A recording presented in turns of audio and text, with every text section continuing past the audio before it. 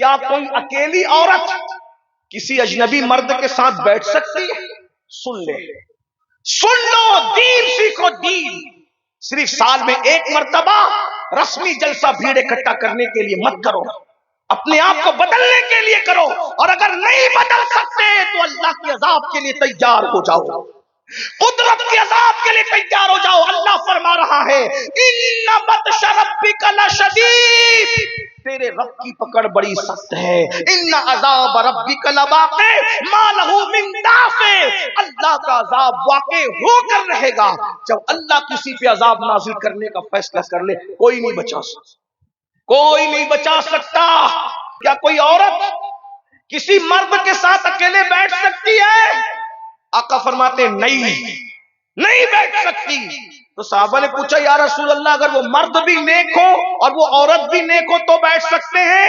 یعنی وہ گنہگار نہیں ہو، پاپی نہیں ہو، نیک لوگ ہو؟ تو آقا فرماتے ہیں اگر وہ مریم جیسی نیک عورت ہو اور یحییٰ جیسا نیک مرد ہو اور قرآن پڑھنے پڑھانے کی بات ہو تو بھی میں ان کو آپس میں اکیلے بیٹھنے کی اجازت نہیں دیتا۔ آج کوئی ہے مریم جیسی؟ آج کوئی ہے حضرت یحییٰ جیسا، یعنی نبی جیسا معصوم، ولیہ جیسی محفوظ، اور اکیلے بیٹھنا چاہے؟ آقا فرماتے ہیں بتاؤ جب مریم جیسی عورت کو اکیلے یحییٰ علیہ السلام جیسے مرد کے ساتھ بیٹھنے کی اجازت حضور نہیں دے رہے ہیں تو بتائیے یہ جو کافروں کے ساتھ اکیلے بٹھا رہے ہو، سود کے نام پہ غیرت کہاں مر رہی ہے؟ ارے تم کماؤ گے تو تمہاری بیویاں، تمہاری بیٹیاں، تمہاری بہنوں کو کیا کسی سود کے دروازے پہ جانے کی ضرورت پیش آئے گی؟ اپنی بساط کے مطابق زندگی گزارو، کوئی ضرورت نہیں ہے روزانہ نئے کپڑے پہننے کی، کوئی ضرورت نہیں ہے ہر سال نئے کپڑے پہننے کی، جتنی اوقات ہے ویسے زندگی گزارو۔ میں پوچھتا ہوں ابھی سیدہ پاک کا ذکر ہو رہا تھا، سیدہ طیبہ طاہرہ عابدہ زاہدہ راکعہ ساجدہ نقیہ تقیہ زکیہ ام ابیہا عالمہ غیر معلمہ خاتون جنت خاتون قیامت ملکہ فردوس بری ام الحسنین ام الائمہ سیدہ فاطمہ الزہرا سلام اللہ علیہا۔ آپ غور کریں، ایک یہی خاتون ہے جس کی شان میدان محشر میں یہ ہے، ایک یہی خاتون ہے جس کی شان میدان محشر میں یہ ہے کہ جب یہ پل صراط سے گزرے گی تو عرش کے نیچے سے آواز آئے گی محشر والوں اپنی گردنوں کو جھکا لو، آنکھیں بند کر لو، نبی کی شہزادی پل صراط سے گزر رہی ہے، آ رہی ہے۔ لیکن آپ کا خیال ضرور کروں گا، ذرا غور کریں، اللہ اکبر، ہم نے کیا اپنے بچوں کو نبی کا عاشق بنایا؟ میرے بھائی اگر ہم نے عشق مصطفیٰ اپنے بچوں کے دلوں میں پیدا کیا ہوتا تو ہمارے بچے اللہ اکبر آج نشہ نہ کرتے، نشہ نہ کرتے، اس لیے کہ اللہ اکبر 16 17 سال کے بچے آج نشے میں ڈوبے ہوئے۔ کیوں؟ جس کو ایک نشہ ہو وہ دوسرا نشہ کبھی نہیں کرتا۔ اگر ہم نے اپنے بچوں کو عشق مصطفیٰ کا نشہ کروا دیا ہوتا تو ہمارے بچے پھر کوئی نشہ نہیں کرتے۔ آج یہ ایم ڈی اور پتہ نہیں کیا کیا بلائیں آ گئی ہے، لوگ بتاتے ہیں تو سننے میں آتا ہے، ورنہ ہمیں پتہ بھی نہیں کہ ایسے بھی لوگ نشہ کرتے ہیں۔ اے میری قوم کے بیٹوں، اے میری قوم کے جوانوں، یاد رکھنا، میں جوانوں سے مخاطب ہو کر کے کہہ رہا ہوں اپنی جوانی کی قدر کرو۔ یہ زندگی اور جوانی اللہ نے پہلی اور آخری مرتبہ دینا ہے، اس سے پہلے جوانی نہیں ملی، جوانی گزرنے کے بعد پھر جوانی نہیں ملے گی۔ جاؤ اپنے محلے کے ان بڈھوں سے، بڑے میاں لوگوں سے پوچھو جوانی کی اہمیت کیا ہے۔ بڑھاپے میں 60 سال میں کمر گھٹنے دکھنے لگے، آنکھیں ناکام ہو گئی، کان سننے سے بہرے ہو گئے، تب انسان سوچتا ہے ہائے ہائے ہائے میں نے جوانی کے ساتھ وفا کی ہوتی تو جوانی نے بھی میرے ساتھ وفا کی ہوتی۔ اللہ اکبر، یاد رکھو ہماری جوانیاں بھی گزر جائے گی، یہ خوبصورت کالے کالے سیاہ چمکتے ہوئے بال سفید بالوں میں تبدیل ہو جائیں گے، یہ خوبصورت طاقتور ہڈیاں جن پر گھمنڈ کر رہے ہو اے میری قوم کے جوانوں، ان ہڈیوں سے گودے ختم ہو جائیں گے۔ اپنے دادا کے بڑھاپے سے عبرت حاصل کرو، اپنے باپ کے بڑھاپے سے عبرت حاصل کرو، اپنی ماں کے بڑھاپے سے عبرت حاصل کرو۔ کرو. کیا ہم نے اپنے بچپن میں نہیں دیکھا تھا ابا کو دندناتے ہوئے چلتے دے نہیں دیکھا تھا؟ لیکن آج بغیر لکڑی کے سہارے سے ابا جی چل پا رہے ہیں. یاد رکھنا بہت جلد جوانی کا یہ ڈھلتا ہوا سورج غروب کی طرف جائے گا اور یاد رکھنا پچھتاؤ گے. بلکہ ہمارے امام اللہ اکبر امام ابن رجب حنبلی فرماتے ہیں جو جوانی میں پاپ کرتے ہیں، جو جوانی میں گناہ کرتے ہیں، جو جوانی میں عیاشی کرتے ہیں، جو جوانی میں آوارگی کرتے ہیں، اللہ ان پر اتنا دردناک بڑھاپا مسلط کرتا ہے، ان کو اتنا ذلیل رسوا اور ذلیل کرتا ہے کہ وہ بھیک مانگتے ہیں تو اللہ لوگوں کو بھیک کی توفیق بھی چھین لیتا ہے. لوگ چادروں میں منہ چھپا چھپا کر بڈھے روتے ہیں. میں بوڑھوں کو ذلیل کرنے نہیں آیا لیکن جوانوں کو بیدار کرنے آیا ہوں.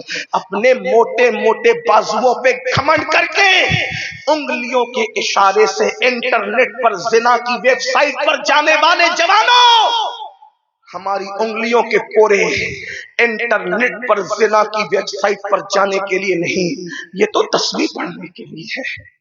یہ تو ناخن تدبیر سے لوگوں کی تقدیر کو سنوارنے کے لیے ہے.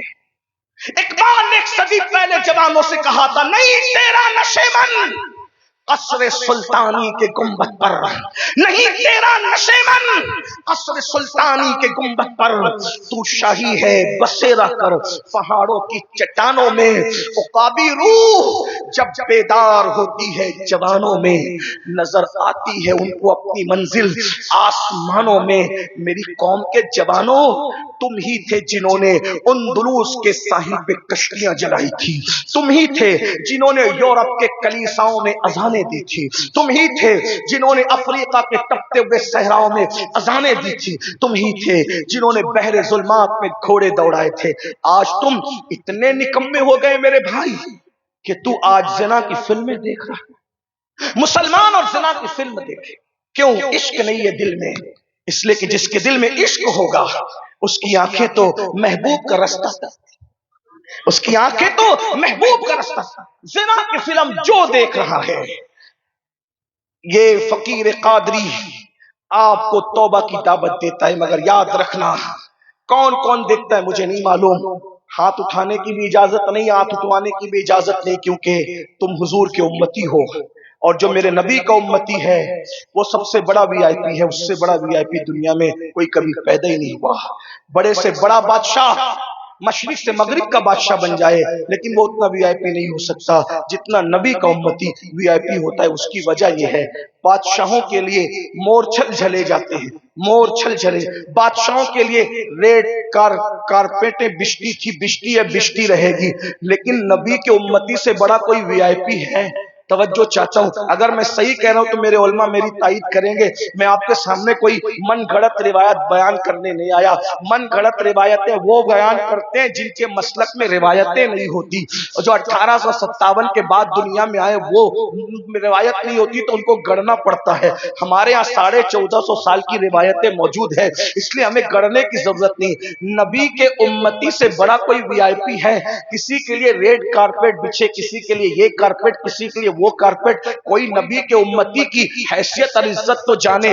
جب وہ پلسرات سے گزرے گا نبی کا وفادار تو سارے فرشتوں کا سید و سردار جبریل امین اپنے پروں کو اس کے پیروں کے نیچے بچھانے کی تمنا ظاہر کرتے.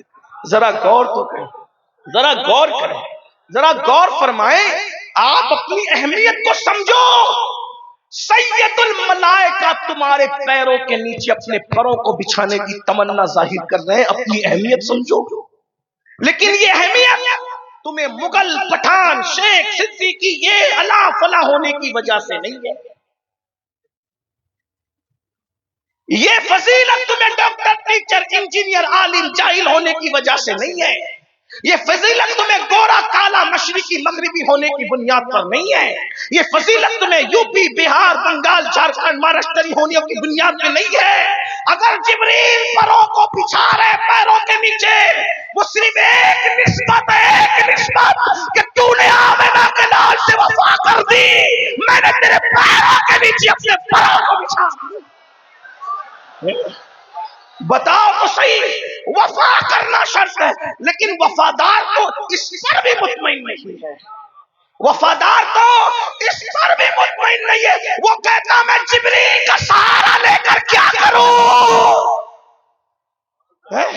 وفادار تو کہہ رہا ہے میں جبریل کا سہارا لے کر کیا کروں، میں جبریل کا سہارا لے کے کیا کروں، کیونکہ میری وفا کے غیرت کے تقاضے تو کہتے ہیں جبریل آپ پیر بچھائیں نہ بچھائیں، لیکن مجھے تو کچھ اور درکار ہے کہ یہاں بھی میرا جی چاہتا ہے کہ جبریل کے پروں کے سہارے کی بجائے میں اپنے محبوب کے ہاتھ میں بہیا دے کر کہوں آقا پل سے اتارو راہ گزر کو خبر نہ ہو، جبریل پر بچھائے تو پر خبر نہ ہو۔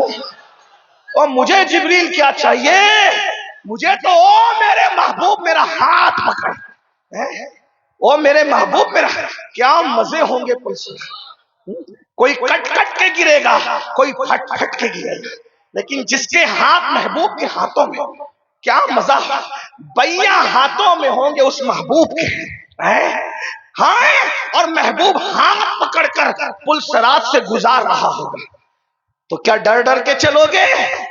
وفا شرط ہے، ڈر ڈر کے بولو بھائی حضور کے ہاتھ میں ہاتھ ہے اور پل صراط سے گزر رہے ہیں تو ڈر ڈر کے چلو گے؟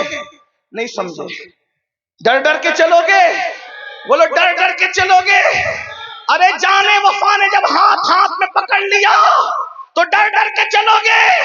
آقا کوئی کیسے چلے گا؟ نہیں چلے گا، اعلیٰ حضرت کہتے ہیں میں تو چین سے نہیں چلوں گا کیونکہ محبوب کے ہاتھ میں ہاتھ، کیا مزہ آئے گا، لوگ پل صراط سے پتہ نہیں کیسے کیسے گزریں گے، کوئی گھسیٹ گھسیٹ کر گرے گا، کوئی کٹ کٹ کے گرے گا، کوئی کچھ کوئی کچھ، لیکن حبیب نے جس کا ہاتھ پکڑ لیا، میرے امام کہتے پھر ڈر گائے گا کیونکہ میں تو گزروں گا چین سے نہیں، محبوب کا جلوہ سامنے ہوگا، حبیب کا رخ سامنے ہوگا، محبوب کا جلوہ دیکھوں گا، اور چین سے نہیں چلوں گا بلکہ کیسے چلوں گا؟ رضا پل سے اب وجد کرتے گزریے کہ ہے رب سلم صدائے،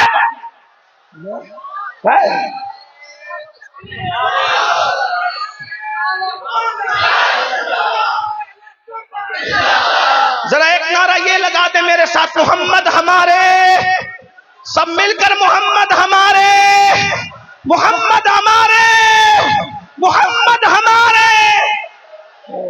امام احمد رضا نے یہی، حضور کے ہو جاؤ، میدان محشر میں کون کانپے گا، کون کیا کرے گا لوگ جانے، جو حضور کا ہو گیا اس کا کچھ نہیں بگڑنا۔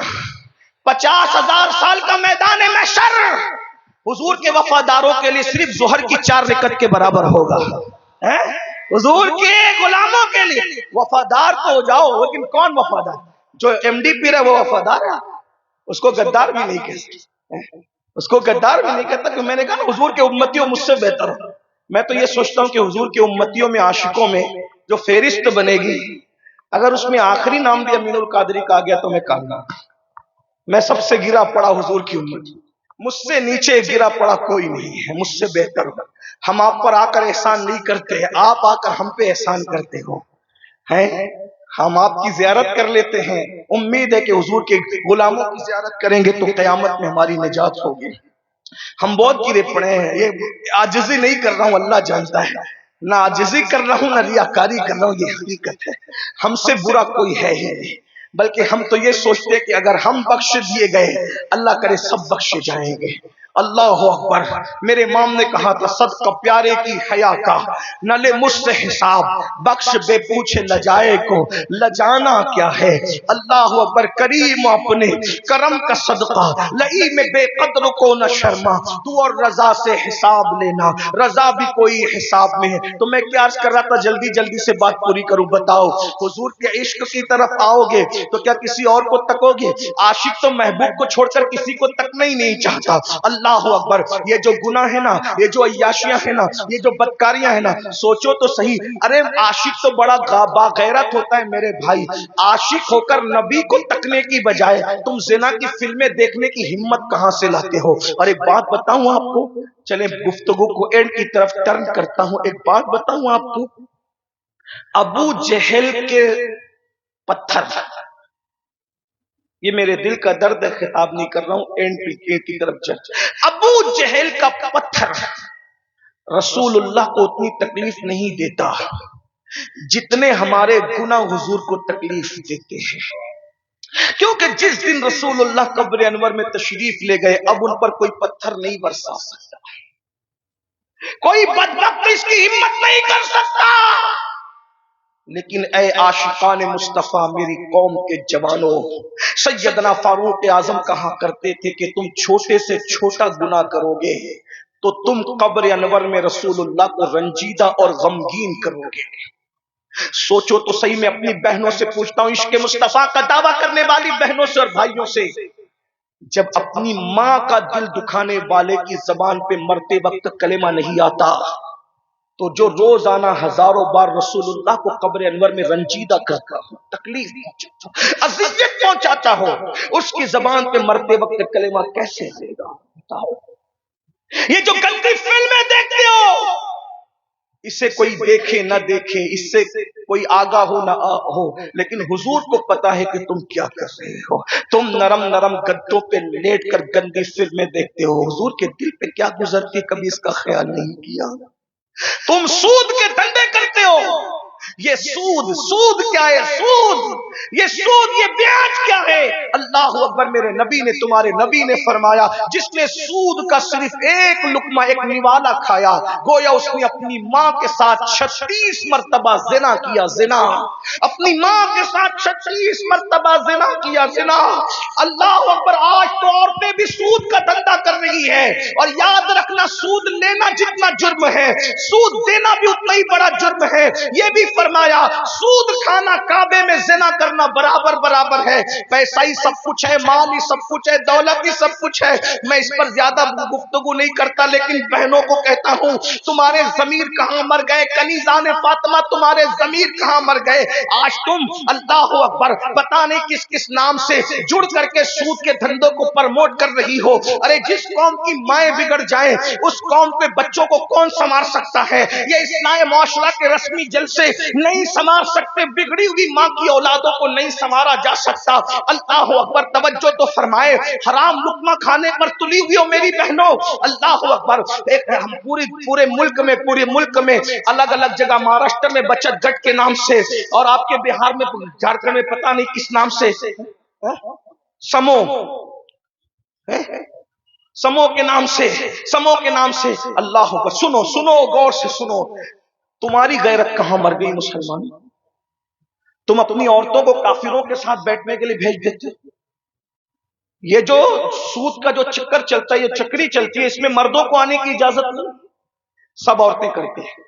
جب اپنے پیر کے سامنے تم اپنی عورت کو اکیلے نہیں بٹھا سکتے، اور کافروں کے سامنے بٹھاتے ہو، تمہاری غیرت ہے۔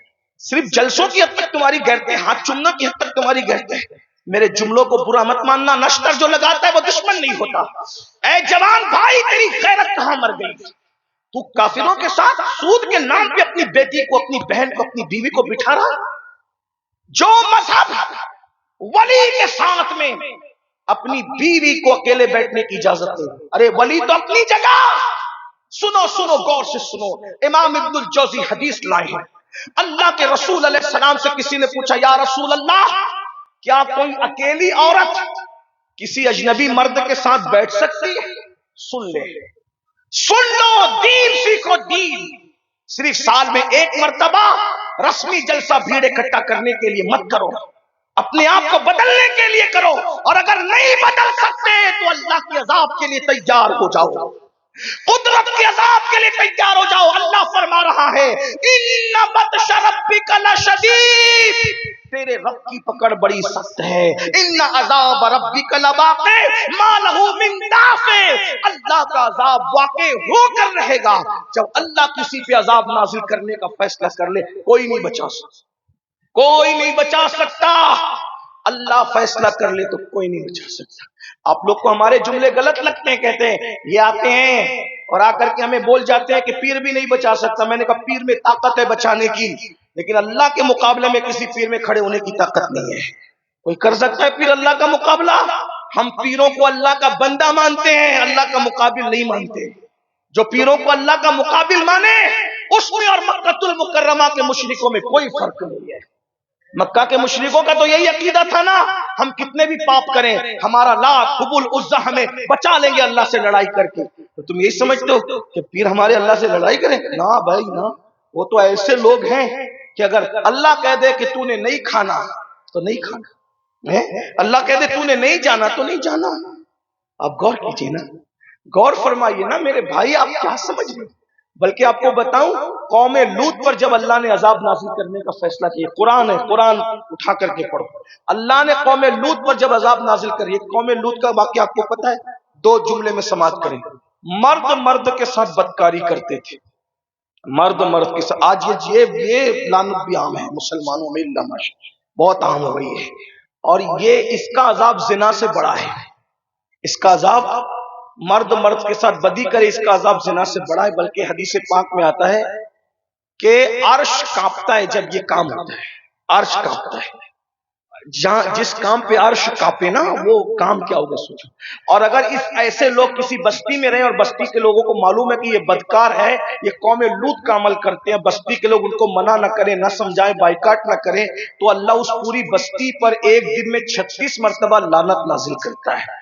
ایک دن میں 36 بار۔ لگاؤ کتنے تعویذ لگاتے ہو، لگاؤ تعویذ، اللہ لعنت کر رہا ہے۔ بولو اللہ لعنت کرے، کسی کا تعویذ برکت دلا سکتا ہے کیا؟ گناہ میں ڈوب کر خدا کے غضب کا کو چیلنج کر کے تعویذات سے اپنے مسئلے حل کرانا چاہتے ہیں۔ ہم تعویذات کے مخالف نہیں ہیں، لیکن تعویذ وہی کام کرے گا جہاں اللہ چاہے۔ اللہ نہ چاہے تو نہ دوا کام کرے، نہ دعا کام کرے، نہ تعویذ، کچھ کام نہیں ہے۔ یہ بات سنیت ہے، یہ مسلک اعلی حضرت ہے، یہ فکر رضا ہے، یہ پیغام اعلی حضرت ہے۔ سب کی دعا کام کرے گی اللہ چاہے تو، اللہ نہ چاہے تو پھر خلیل اللہ ہاتھ اٹھائے، خلیل اللہ، خلیل اللہ، انبیاء کے باپ ابو الانبیاء ہاتھ اٹھائے، اللہ قوم لوط پر میں نے سنا ہے کہ تو نے عذاب نازل کرنے کا فیصلہ کر لیا، مولا میں دعا کرتا ہوں لوط میرے بھتیجے ان کی قوم کو تو ہلاک نہ کر۔ اللہ نے فرمایا ابراہیم تو میرا خلیل ہے، میرے بندے، میں نے فیصلہ کر لیا تو ان کے لیے دعا نہ کر۔ اللہ نے منع کر دیا، ابراہیم مان گئے علیہ السلام، نہیں دعا کی، ان پہ پتھر برس گئے، حتیٰ کہ لوط علیہ السلام کی بیوی پہ بھی پتھر برس، حالانکہ وہ ویسی نہیں تھی۔ تو غور کیجیے کیسا گناہ ہے۔ بلکہ آپ کو بتاؤں، بات اس پر آ گئی تو نوجوانوں کی خاص توجہ، اللہ کے رسول علیہ السلام فرماتے ہیں بعض فرشتے پرندوں کی شکل کے، اور ان کو اللہ نے چونچ عطا کی، فرشتے الگ الگ شکلوں میں، تو بعض فرشتے پرندوں کی شکل کے اللہ نے ان کو چونچ عطا کی ہے۔ یہ قوم لوط کا جو عمل کرتا ہے نا، بدکاری، مرد مرد کے ساتھ بدکاری، عورت عورت کے ساتھ بدکاری کریں، کہیں مرے، مکے میں مرے، مدینہ منورہ میں مرے، یمن میں مرے، شام میں مرے، حج میں مرے، کہیں مرے، جب وہ مریں گے توبہ کے بغیر مریں گے تو وہ چونچ والے فرشتے جو پرندے کی شکل میں ہے، ایک رات بھی ان کو ان کی قبر میں رہنے نہیں دیں گے، بلکہ وہ چونچ والے فرشتے ان کو اٹھاتے ہیں اور اٹھا کر کے وہاں لے جا کر کے پھینک دیتے ہیں جہاں قوم لوط پر پتھر برسے تھے۔ اور قیامت کے دن یہ بدکاری کرنے والے لوگ قوم لوط کے ساتھ اٹھیں گے، اپنے نبی کے ساتھ نہیں اٹھیں۔ یہ کتنا بڑا نقصان ہے، لیکن لوگ کر رہے ہیں، اس لیے کہ دلوں میں عشق مصطفیٰ نہیں۔ اگر حضور کا عشق دل میں پیدا ہو جائے، سب گناہوں سے نجات۔ تو یہ جو بات آئی نا، کیا یہ سموہ کے نام پہ جو سود عام ہو رہا ہے، لینا دینا عام ہو رہا ہے، یہ جو حرام کام عام ہو رہا ہے، اللہ کے رسول علیہ السلام سے پوچھا گیا، ابن الجوزی حدیث لائے، یا رسول اللہ صلی اللہ علیہ وآلہ وسلم، کیا کوئی عورت کسی مرد کے ساتھ اکیلے بیٹھ سکتی ہے؟ آقا فرماتے ہیں نہیں بیٹھ سکتی۔ تو صحابہ نے پوچھا یا رسول اللہ اگر وہ مرد بھی نیک ہو اور وہ عورت بھی نیک ہو تو بیٹھ سکتے ہیں، یعنی وہ گنہگار نہیں ہو، پاپی نہیں ہو، نیک لوگ ہو؟ تو آقا فرماتے ہیں اگر وہ مریم جیسی نیک عورت ہو اور یحییٰ جیسا نیک مرد ہو اور قرآن پڑھنے پڑھانے کی بات ہو تو بھی میں ان کو آپس میں اکیلے بیٹھنے کی اجازت نہیں دیتا۔ آج کوئی ہے مریم جیسی؟ آج کوئی ہے حضرت یحییٰ جیسا، یعنی نبی جیسا معصوم، ولیہ جیسی محفوظ، اور اکیلے بیٹھنا چاہے؟ آقا فرماتے ہیں بتاؤ جب مریم جیسی عورت کو اکیلے یحییٰ علیہ السلام جیسے مرد کے ساتھ بیٹھنے کی اجازت حضور نہیں دے رہے ہیں، تو بتائیے یہ جو کافروں کے ساتھ اکیلے بٹھا رہے ہو، سود کے نام پہ غیرت کہاں مر رہی ہے؟ ارے تم کماؤ گے تو تمہاری بیویاں، تمہاری بیٹیاں، تمہاری بہنوں کو کیا کسی سود کے دروازے پہ جانے کی ضرورت پیش آئے گی؟ اپنی بساط کے مطابق زندگی گزارو. کوئی ضرورت نہیں ہے روزانہ نئے کپڑے پہننے کی، کوئی ضرورت نہیں ہے ہر سال نئے کپڑے پہننے کی. جتنی اوقات ہے ویسے زندگی گزارو. میں پوچھتا ہوں، ابھی سیدہ پاک کا ذکر ہو رہا تھا، سیدہ طیبہ طاہرہ عابدہ زاہدہ راقیہ ساجدہ نقیہ تقیہ زکیہ ام ابیہا عالمہ غیر معلمہ خاتون جنت خاتون قیامت ملکہ فردوس بری ام الحسنین ام الائمہ سیدہ فاطمہ الزہرا سلام اللہ علیہا. آپ غور کریں، ایک یہی خاتون ہے جس کی شان میدان محشر میں یہ ہے، ایک یہی خاتون ہے جس کی شان میدان محشر میں یہ ہے کہ جب یہ پل صراط سے گزرے گی تو عرش کے نیچے سے آواز آئے گی، محشر والوں اپنی گردنوں کو جھکا لو، آنکھیں بند کر لو، نبی کی شہزادی پل صراط سے گزر رہی ہے. لیکن اتنے عظیم باپ کی اتنی عظیم بیٹی، ایک ایک مہینے تک گھر میں چولہا نہیں جلا. کیوں نہیں جلا؟ وہ چاچی تو روز کھانا آتا، وہ چاچی تو روز کھانا آتا، جنت سے آتا، لیکن انہوں نے بھوک پیاس کیوں برداشت کی؟ سیدہ فاطمہ الزہرا نے بھوک اور پیاس برداشت کر کے میری اور تمہاری غربت پر اپنی سنت کا پردہ ڈال دیا، اپنی حیثیت کے مطابق زندگی گزار. اور ایک بات کہوں اس عنوان پر آگے، سود کھانا، عورتوں کی توجہ، ماں بہنوں کی آپ کی بھی توجہ، کوئی کسی کو نہ بٹھائیں، بس محفل کو چھوڑ دے، اب تو یہ اینڈ کی طرف ہی جا رہی ہے. میں آپ کو آپ کی محبتوں کو سلام کرتا ہوں. رات کے آخری پہر میں بھی آپ اس طریقے سے سن رہے ہیں جیسے مغرب کے بعد سن رہے ہیں. ویسے بکارو والوں کی محبتیں ہمارے ساتھ چاز بکارو والوں کی بہت پرانی ہیں. یہاں الحمدللہ بڑے محبتی لوگ رہتے ہیں. اللہ تعالیٰ سب کو جزائے خیر دے، آپ کی نسلوں کو جزائے خیر دے. بلکہ مجھے تو وہ دن بھی یاد ہے کہ میں 10 دن بھی رک کر اگر روز تقریر کرتا تھا تو ایک دن بھی ایک آدمی کم نہیں ہوتا تھا، بلکہ ہر دن لوگ بڑھتے ہی رہتے تھے. ہاں، یہ چاس والے اتنی محبت کرتے ہیں مجھ سے، ابھی تو کرتے ہی. جب میں چھوٹا تھا اور ابھی بھی چھوٹا ہوں تو طالب علم تھا تب بھی محبت کرتے. 10 دن میں رکوں تو یہ 10 دن تک روزانہ میری تقریروں میں آتے تھے اور ہر دن مجمع بڑھتا تھا. جو لوگ ہیں وہ گواہ ہیں. ہمارے اعظم بھائی اللہ ان کے جزائے خیر دے، ہمارے جگنو عمران بھائی، ہمارے حضرت مولانا سیف صاحب اشرفی، آج کل اسی جھارکھنڈ کی زینت ہے وہ ماشاءاللہ. یہ سب لوگ ہمارے اور احباب، کسے میں ترک کروں، کس کا انتخاب کروں. اور انصار محلے کی مسجد کے بوڑھے بوڑھے امام صاحب، اللہ ان کی مغفرت فرمائے. نہیں، وہ امام صاحب مولانا شراب ہے کہ انتقال ہو گیا ہے، اللہ ان کی عمر لمبی فرمائے، ان کی مغفرت فرمائے.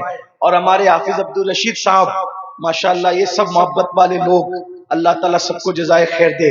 تو جو نوجوان بچے ہیں وہ یہ نہ سوچیں کہ میں آپ کے یہاں کوئی نیا آدمی آیا ہوں، نہیں، میں پرانا ہوں. میں نے 10 دن یہاں قیام کیا آپ کے چاز بکاروں میں، انصار محلے کے اندر الحمدللہ. لیکن آپ سے یہی درد لے کر کے آئے کہ بھائیو سنی دعوت اسلامی سے جڑو. یہ تحریک فکر رضا کی تحریک ہے. ہم اپنا مسلک چھپا کے ہم نے کہیں بات نہیں کی. ہم تو کہتے ہیں مسلک کو پیٹ پیچھے ڈال کر کے ایسے کام کرنے کو آگ لگے، ایسے کام پہ لعنت ہو جس میں مسلک کا سودا کیا جائے. ہم تو وہ سننی ہے میرے بھائی. لوگ کہتے ہیں مسلک بالائے طاق رکھ کر کے لوگ کام کریں. ہم نے کہا لوگوں کا مسلک ہوگا جو طاقوں پہ رکھا جاتا ہے. ہمارا مسلک ہمارے دل پر، ہمارے سینے پر، ہماری آنکھوں پر، ہمارے سر پر. اور انشاءاللہ یہی مسلک ہم قبر میں لے جائیں گے تو قبر میں لہرائیں گے تا حشر چشمے نور کے جلوہ فرما ہوگی جب طلعت رسول اللہ کی. ہم صرف مائک پر چلا کے مسلک کا اعلان نہیں کرتے. انشاءاللہ لوگ رہیں گے تو دیکھیں گے میں وہ سنی ہوں جمیل قادری مرنے کے بعد میرا لاشا بھی کہے گا صلاۃ و سلام. ہاں، یہ بات اچھی طرح یاد رکھیے گا. آپ